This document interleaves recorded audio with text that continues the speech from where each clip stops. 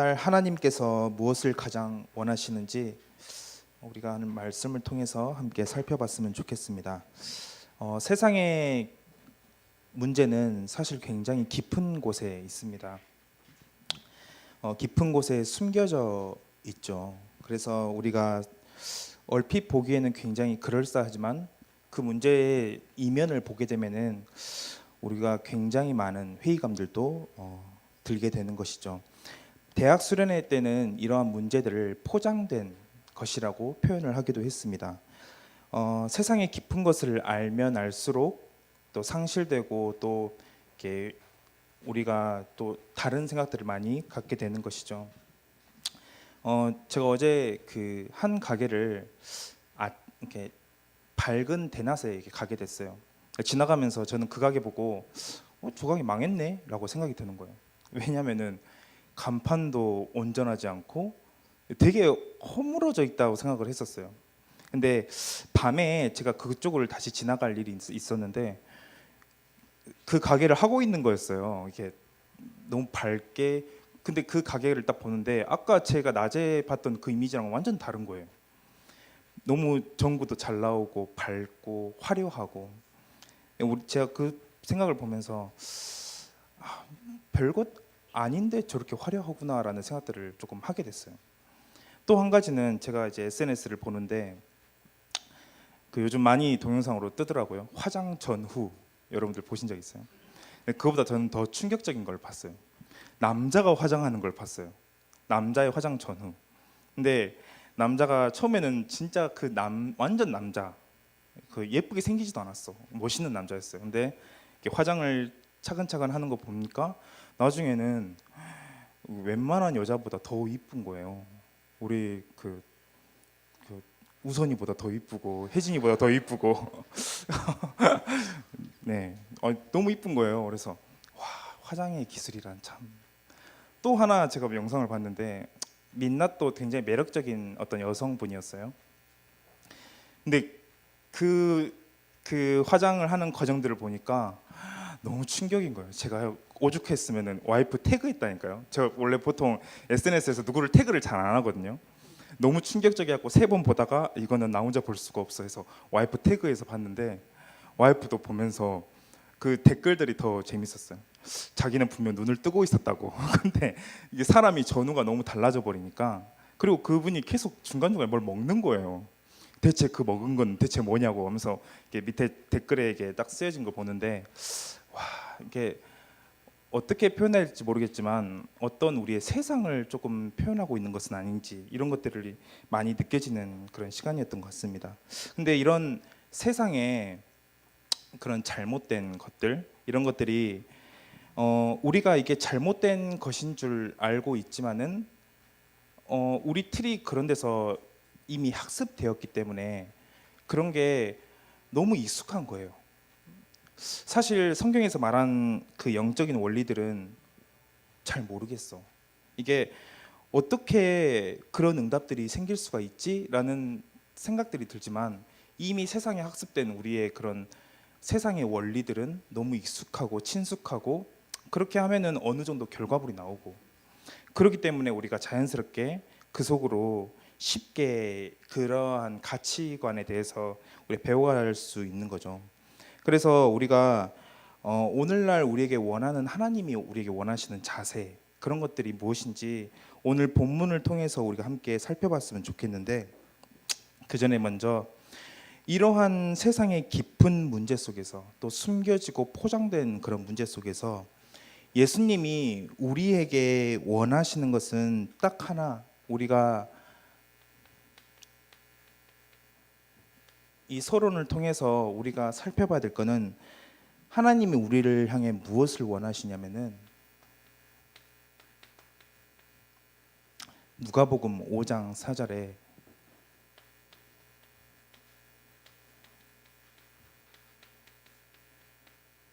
베드로에게 하는 얘기죠. 깊은 데로 가서 뭐라고 했죠?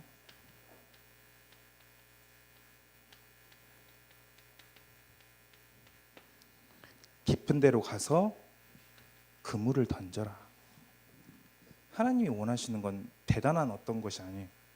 우리가 하나님의 음성을 듣고 그 깊은 데로 가서 하나님이 요구하고 하나님이 원하시는 그곳에 그물을 던지는 것, 그게 바로 하나님이 우리에게 지금 원하시는 자세이자 태도예요.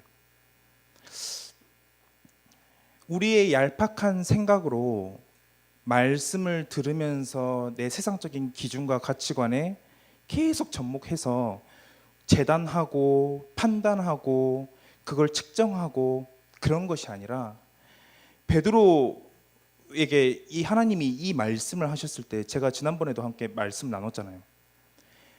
아침 새벽에 하나님께서 이 말씀을 주셨는데, 그때 당시에 갈릴리 호수는 아침에는 얕은 데로 가서 그물을 던지는 게 그때 어부의 상식이었어요. 밤에 깊은 데로 가서 그물을 던지는 게 그때 당시 어부의 상식이었는데, 아니 이른 아침 새벽에 그것도 어부인 베드로에게 전혀 이 통념과 다른, 상식과 다른 메시지를 던지고 있는 거야. 야, 깊은 데로 가서 그물을 던져. 근데 베드로가 이렇게 얘기했죠. 밤이 새서 깊은 데서 그물을 던졌는데 고기를 한 마리도 못 잡았지만은 내가 하나님의 말씀에 의지하여 그물을 던지나이다. 이미 여기에는 내 어떤 계산, 나의 경험에서 우러난 판단, 그런 등등이 전혀 필요가 없었던 거예요. 말씀을 들을 때 앞뒤 좌우 우리가 살펴보는 건 굉장히 현명합니다. 우리가 어떤 것을 생각할 때 그것들을 통해서 위아래 좌우 여러 가지를 살펴보는 건 중요하죠. 근데 우리가 흔히 그렇게 한다는 명목 아래서 얼마나 말씀을 재단하고 있는지, 이번에 우리가 WRC나 리더스런에 우리 포럼 너무 잘 해주셨죠. 그 말씀을 붙잡고 여러분들이 진짜 깊은 곳으로 끌고 가서 그 속에 정말로 하나님께서 원하시는 순종 그리고 실천, 그 속으로 정말 들어가서 하나님이 원하시는 것들을 발견하는 그런 대학부 한 명 한 명이 됐으면 좋겠습니다. 그래서 여러분들 가장 중요해요. 이 말씀은 여러분들 하나님이 여러분들의 생각을 바꾸기 위한 그런 것도 되지만은, 실은 진짜 응답은 이곳에 있기 때문이에요. 깊은 데로 가야 돼요. 우리가 얕은 표면적인 신앙생활에서 머물러 있는데 그곳에서 벗어나서 정말 깊은 데로 가서 복음의 핵심 코어까지 들어가 가지고 그 속에 그물을 내리고 그 속에 그물을 던지고, 그래야 하나님이 원하시는 진짜 응답이 이곳에 있기 때문에 하나님께서 우리에게 하시는 거죠. 예수님도 그렇게 사시지 않았습니까? 하나님이셨다가 성육신해서 우리 가운데 완전히 내려오셨죠. 우리는 그게 필요해요. 그 자세가 필요해요. 그래서 여러분, 서론에 하는 이야기지만 여러분들 잘 새겼으면 좋겠어요. 깊은 데로 가서 그물을 던져라. 우리에게 오늘날 중요하게 필요한 우리와 태도라고 생각이 듭니다. 그래서 오늘 본문을 우리가 함께 살펴보면은 이 본문과 나와 무슨 상관이 있지? 그렇게 생각이 들 수도 있을 것 같아요. 근데 이 다음 구절들이 가장 큰 계명 28절부터 이렇게 되어 있죠. 첫 번째는 하나님을 네 목숨같이 사랑해라. 그다음 두 번째 내 이웃을 네 몸과 같이 사랑해라라는 말씀이 나오지만, 그 전에 이 이야기는 우리가 한 번도 조금 진지하게 다뤄본 적이 없었던 것 같아요. 그래서 이거는 그냥 하나님이 사두개인들을 누르기 위한 어떤 의미심장한 말을 한 게 아니라, 오늘 이 이야기는 하나님께서 우리에게 중요하게 주시고자 하는 말씀들이 있었기 때문이에요. 우리와 지금 무슨 상관이 있냐면은, 하나님이 왜 오늘날 우리에게 이 본문으로 통해서 우리에게 말씀을 주시냐면은, 우리가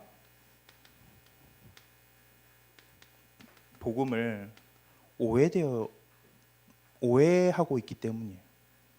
오해된 복음을 우리가 오해하고 있다는 거예요. 아니, 저는 복음 잘 알고 있는데요. 복음이 무엇을 말하는 것도 잘 알고 있고, 저는 복음을 한 번도 오해해서 들은 적이 없습니다라고 생각할 수 있지만은 여러분들 가만히 생각해 보세요. 이 오해된 복음, 여기서 말하고자 하는 것은 오해된 복음인 거예요. 사실은 모세는 이 형의 아내죠. 형의 아내가 혹시 그 둘 간에 씨가 없으면은 그 씨를 보존하기 위해서 그 아우라도 같이 결혼을 해서 그 씨를 보존시키는 게 모세가 한 법이었어요. 근데 여기서는 사두개인이 말도 안 되는 소리를 하는 거예요. 아니, 첫 번째 형이 씨가 없이 죽었으면 둘째 아우가 형수랑 결혼을 했고, 그다음 그것도 씨가 없고, 그렇게 7번 결혼을 했으면은 만약에 나중에 천국 가서 누가 그 아내의 남편이 될 수 있겠냐, 그 7명 중에 누구냐라고 이상한 이야기를 하는 거예요. 근데 오늘 말씀에서 예수님께서 그들에게 하시는 말씀은 24절에 되어 있죠. 너희가 성경도 하나님의 능력도 알지 못함으로라고 되어 있어요. 오해함이 아니냐. 우리가 말씀을 오해하고 복음을 오해하는 그 근본적인 두 가지의 이유는 뭐죠? 성경도 하나님의 능력도 알지 못함으로. 근데 지금 우리는 성경 너무 잘 알고 있는 것 같아요. 너무 많은 걸 들어서. 근데 근본적으로 우리가 어떤 하나님을 믿고 있냐면은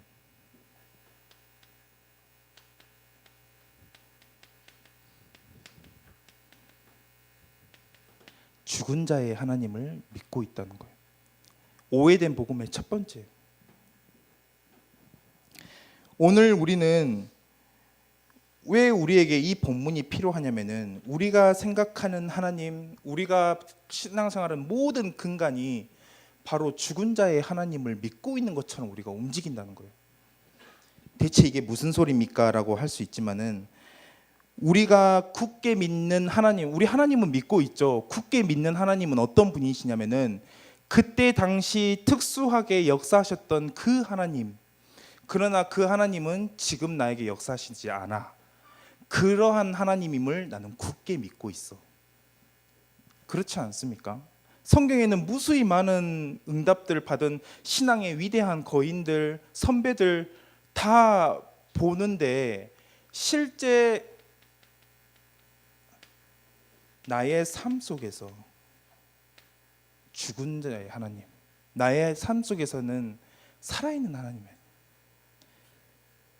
그 왕년에 위대했던 그 위대한 위인들의 하나님이지 실제 지금 살아있는 나에게는 그런 하나님이 아니야. 우리의 근본적인 믿음이 여기에 있는 것 아닙니까? 죽은 자의 하나님을 믿고 있다는 거예요. 이게 복음을 오해시키는 가장 큰 문제라고 하는 거예요.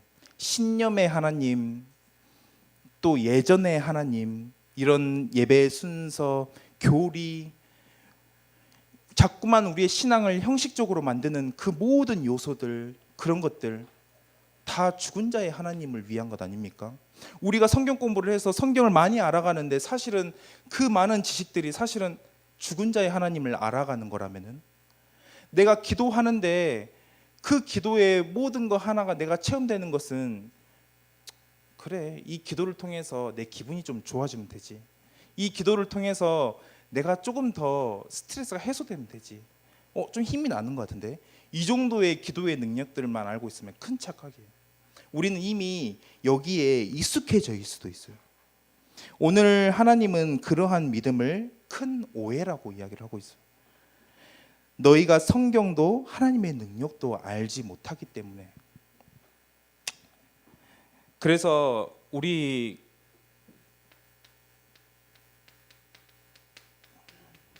가치관이 그런 거 아닙니까?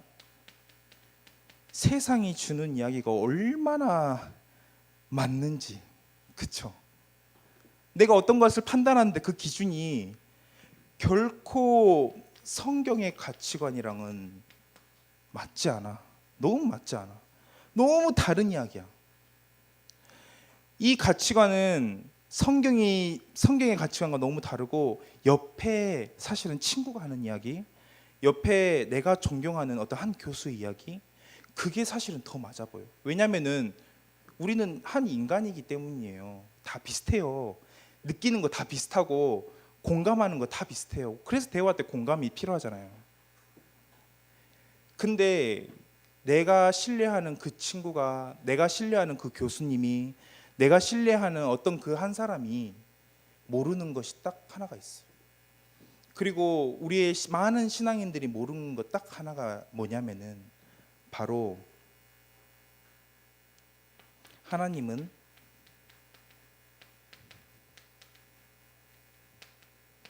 산 자의 하나님이라는 거예요. 죽은 자의, 이미 죽어서 없어진 자의 하나님이 아니라 지금 숨쉬고 있고 지금 그 언약의 바톤을 이어가고 있는 바로 우리의 하나님, 나의 하나님, 지금도 우리와 함께 하시는 하나님이 바로 우리 함께하는 그 하나님은 바로 산자의 하나님이라는 거예요. 우리가 그것을 너무 잊고 살고 있던 것이죠. 그래서 여러분들,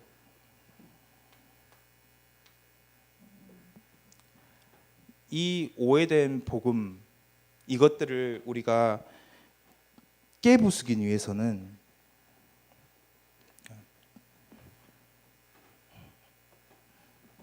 정말로 이게 필요해요.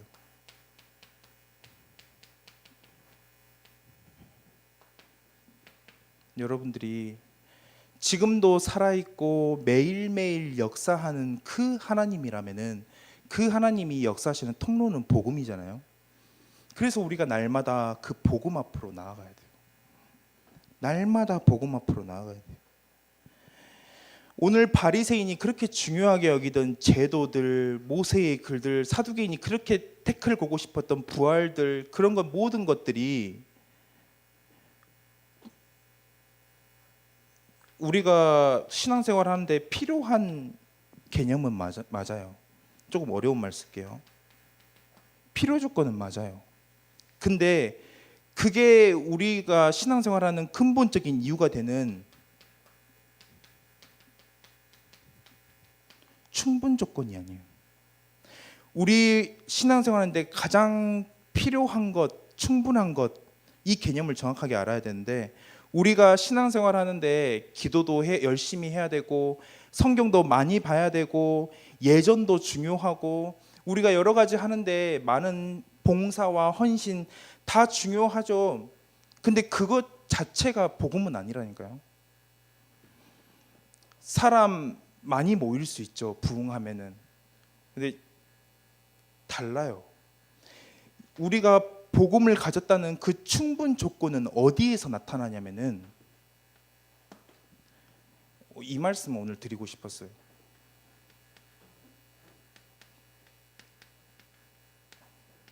오늘 기도하는데 이 말씀을 딱 하더라고요. 은혜의 복음. 여기로 가야 돼요. 진짜는 여기에 있어요. 이 은혜의 복음으로 날마다 이 은혜의 복음 앞으로 가는 것, 그게 사실은 굉장히 중요한, 우리가 내 안에 무슨 세상적인 기준과 가치가 있지? 내 안에 어떤 게 잘못돼 있지? 나는 왜 저 말이 더 끌리지? 그렇게 하나하나 일일이 속아낼 필요가 없어요. 여러분들 안에 이 은혜의 복음을 확 부어버리면 돼요. 내 안에. 와, 이거 그래, 맞아. 이 은혜의 복음이 대체 무엇이냐면은, 제가 좋아하는 리처드 백스터라는 설교자가 있어요. 근데 그 설교자가 뭐라고 했냐면은, 내가 메시지를 전할 때는 이 메시지가 마지막인 것처럼 정했고, 죽은 자가 죽은 자에 향하여 메시지 하는 것처럼 메시지했다고 해요. 그 말이 대체 무슨 말이지? 처음엔 이해가 잘 안 되는 거예요. 근데 제가 어느 날 이 은혜의 복음을 진짜 조금 맛을 봤는데, 그 말이 뭔지 조금 공감이 가는 거예요. 그래, 죽은 자가 죽은 자에게 하듯이 어떻게 메시지를 할 수가 있었지? 저는 그걸 표현할 수 있는 건, 지난번에도 말씀하셨던 절박함. 이 은혜라는 개념은 절박함이 품어져 있어요. 포함되어 있어요. 이 은혜의 복음. 여러분들 절박하십니까? 이 복음 없어도 내일 잘 먹고 잘 사실 수 있죠. 그렇죠? 행복하고 막 밥 맛있고. 그렇죠? 근데 이 은혜의 복음은 반드시 필요한 것이 이 절박함이에요. 다른 개념일 수 있어요. 은혜는 뭔가 풍만하고 충분하고 뭔가 따뜻하고, 근데 이 절박함은 뭔가 차갑고 혼자 있는 것 같고 외로운 것 같고 싸워야 될 것 같고, 근데 이 절박함 없이는 절대로 알 수가 없는 게 이 은혜예요. 오랫동안 교회에서 신앙생활에서 쭉 온 사람들은 사실 이 부분에 대해서 굉장히 약하죠. 이 부분을 위해서 싸워야 돼요. 그래서 이 절박한 복음, 나를 살릴 수 있는 그 어떤 것을, 나는 죽은 자이기 때문에 찾는 그 심정으로 우리가 어떤 것을 발견해야 되냐면은, 예전부터 다 들었던 말씀이에요. 야, 하나님과 나와 멀어지게 만드는 것은 다른 게 아니라 오늘도 내 인생의 주인이 나라고 착각하는 그거구나. 그러지 않아요? 오늘도 내 인생의 주인이 나라고 생각하는 거예요. 이게 얼마나 나를 비참하게 만드는지 알아야 돼요, 여러분들.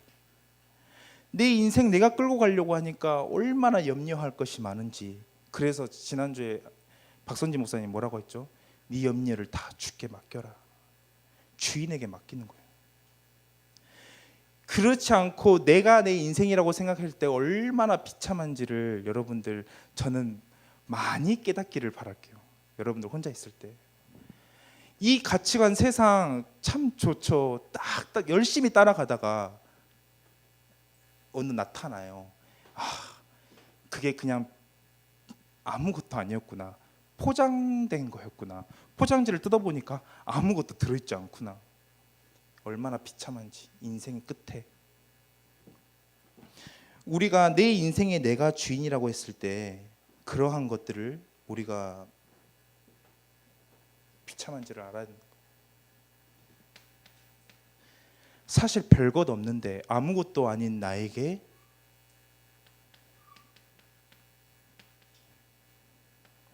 아까도 얘기했죠.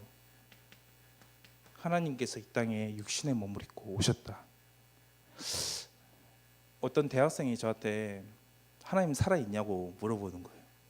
그때 아침부터 저는 막 설명을 했어요. 야, 하나님 이래서 살아있고 저래서 살아있고 막 이렇게 설명을 하는데 스스로가 지치는 거예요.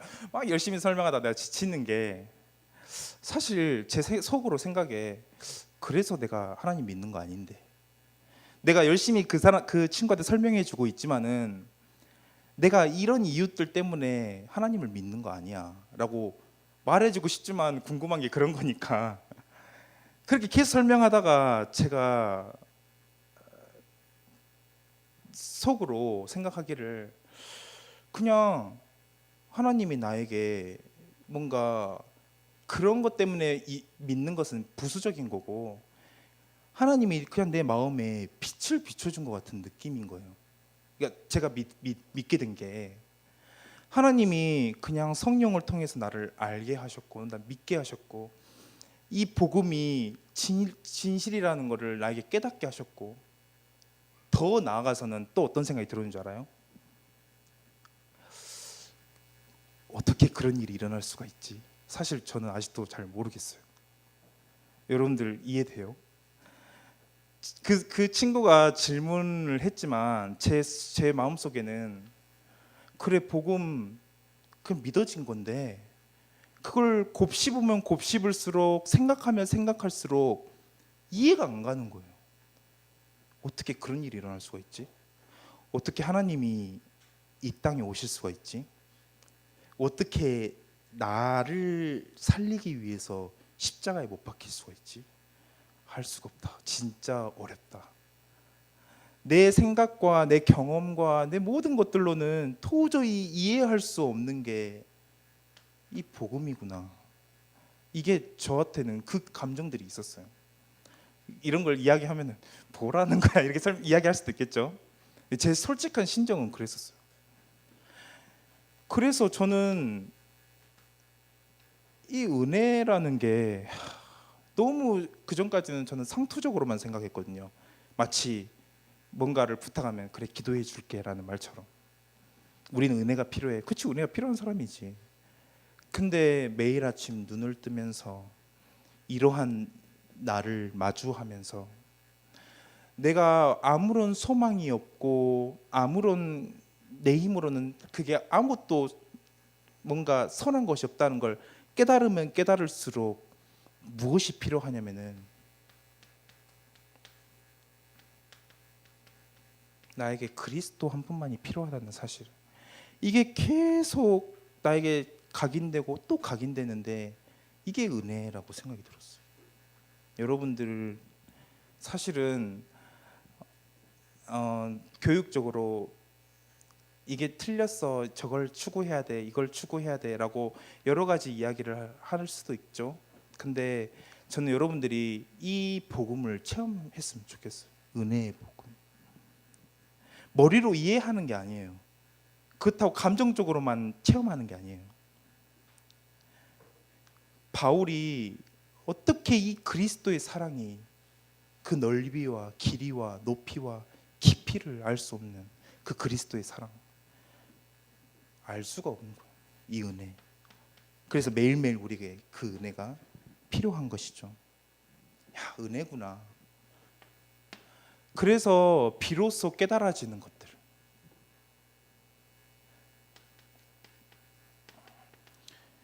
정말 이런 사람이어야만 이걸 체험하는 순간 비로소 깨달아지는 것들. 이 복음을 아는 사람만이 깨달을 수 있는 것들. 뭐죠? 지난번에 박영성 선교사님이 오셔서도 내가 무엇으로 만족할까? 야, 하나님 한 분만으로 만족하는 것.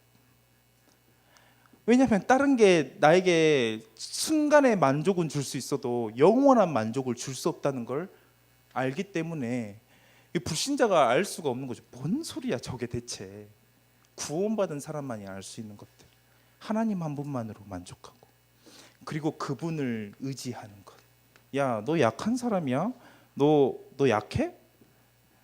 강해져야지. 누구를 의지한다는 거야. 근데 나를 진짜로 아는 사람은 이게 뭔지 알게 된다는 것이죠. 옛날에 그 이은희 사촌인가? 우리 이은희 사촌이 이게 우리 대학부 PPT 자료 준비하는데 그 나를 살리는 이라는 말을 보면서 되게 의아했다고 그때 들은 내용들이 좀 있었어요. 그쵸, 이해할 수가 없는 거겠죠. 이해하기 좀 힘들죠. 근데 저는 이 은혜의 복음을 알고 이해되어지는 그것들이 우리에게 중요한 가치로 자리 잡혀야 된다는 거예요. 두 번째는 오늘 말씀처럼 이 말을 이해할 수가 없는 거예요. 언약의 여정. 그렇지 않아요? 어떤 불신자가 이걸 이해할 수 있을까요? 그 노래 괜찮아 복음 안에 있기 때문에 제가 그 노래를 별로 안 좋아했거든요. 복음 안에 있으면 다 괜찮은 건가? 이렇게 생각했었는데 실패도 성공도 다 주 안에 있기 때문에 우리가 그렇게 매달리던 그 실패와 성공 그 모든 것들이 다 여정 안에 있다. 하나님이 인도하신다. 하나님이 책임지신다. 이 언약의 여정이 굉장히 중요하죠. 지난번에도 얘기했잖아요. 어떤 한 선수가 맨날 2루에서 잡혔던 그 선수가 딱 치고 나서 1루를 거쳐서 2루를 갔는데 넘어져 버린 거예요. 그래서 서둘러 1루로 다시 이렇게 세이브를 했어요. 근데 모든 사람이 다 쳐다봤잖아요. 너 뭐하니? 왜냐하면 그 사람이 사실은 홈런을 친 거였거든요. 그래서 다시 이렇게 1루 2루 지나서 이렇게 밟고 홈으로 돌아왔죠. 우리 인생이 사실은 홈런을 친지도 모른 채 계속 2루에서 넘어져서 실패다 다시 1루로 돌아오고 그 속에서 계속 반복하고 있는 우리 인생, 실은 깨달아야 돼요. 우리 언약으로 인해서 이미 홈런을 쳤다는 사실들. 마지막입니다. 이것은 우리 한 개인이 뭔가 대단해서 그런 게 아니에요. 오늘 본문에서 뭐라고 되어 있냐면은 26절에 죽은 자가 살아난다는 것은 말할진대 너희가 모세의 책 중 가시나무 떨기에 관한 글에 하나님께서 모세에게 이르시되 나는 아브라함의 하나님이요 이삭의 하나님이요 야곱의 하나님이로다 하신 말씀을 읽어보지 못하였느냐. 27절에 하나님은 죽은 자의 하나님이 아니요 산 자의 하나님이시라 너희가 크게 오해하였도다. 우리가 믿는 하나님은 죽은 자의 하나님이 아니요 산 자의 하나님이다. 그 아브라함과 이삭, 야곱 여러분들 너무 잘 알고 있잖아요. 그 사람들이 위대해서 그랬습니까? 그 사람들이 위대해서 그런 하나님이 그들 편에 붙어서 그렇게 움직였습니까? 아브라함 얼마나 비열했는지, 이삭 얼마나 착각했는지, 에서한테 장자권 주려 했잖아요. 하나님이 이미 언약을 말했는데.